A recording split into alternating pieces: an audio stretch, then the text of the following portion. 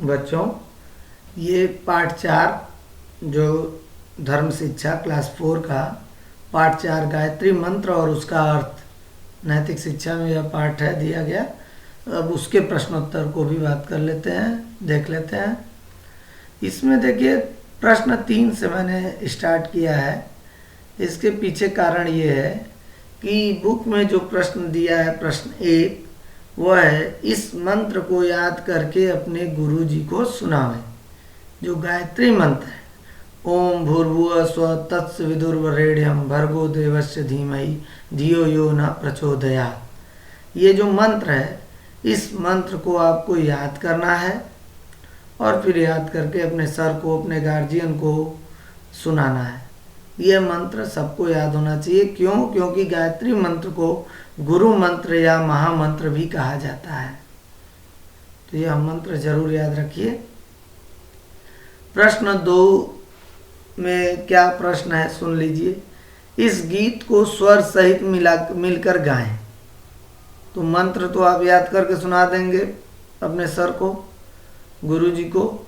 अगला उसी चैप्टर में एक गीत भी दिया हुआ है, ओमकार प्रभु तेरा नाम गुण गावे संसार तमाम, प्राण स्वरूप प्राणों से प्यारा दर्द दुखों के करने हारा, सुख स्वरूप सुखों का दाता अंत न कोई तुम्हारा पाता, सारे जग को पैदा करता सबसे उत्तम पाप का हरता, हे ईश्वर हम तुझे धियावें पाप कर्म के पास न जावें, बुद्धि हमरी करो उज्ज्वल जीवन होए हमारा निर्मल।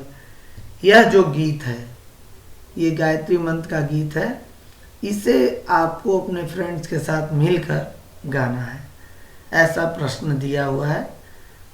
तो आप लोग ये 2 प्रश्नों का उत्तर बुक से ही पा सकते हैं।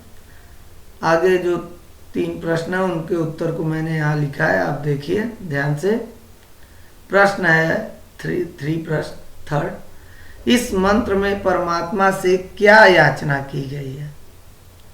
भक्त ने क्या प्रार्थना किया है इस मंत्र में भगवान से?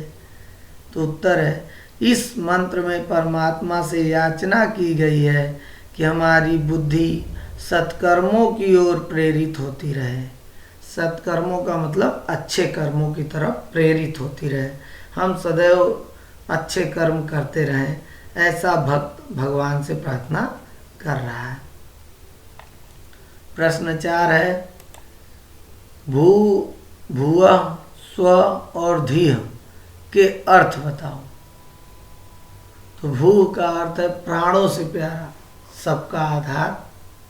भूवः सब दुखों को मिटाने वाला, स्व सब सुखों को देने वाला, धियः बुद्धियों को। ये इनके अर्थ हैं। और भी चीज़ों के अर्थ दिए हुए हैं बुक में, लेकिन ये प्रश्न में यही था तो इसलिए इतना ही बता रहा हूँ। अगला प्रश्न है, गायत्री मंत्र चारों वेदों में से किन वेदों में है? तो यह मंत्र ऋगु, यजु, साम इन तीनों वेदों में है। इसे गुरु मंत्र और महामंत्र भी कहा जाता है। गायत्री मंत्र जो 4 वेद हैं, ऋग, यजु, साम और अथर्ववेद होते हैं ना, तो उनमें से 3 वेद में, ऋगु, यजु, साम, इन 3 वेदों में है गायत्री मंत्र। और इसे गुरु मंत्र या महामंत्र भी कहते हैं। तो बच्चों, इस पाठ को आप पूरा कर लीजिए, याद करिए। Thank you. और यदि पसंद आए तो लाइक करें, शेयर करें। Thank you.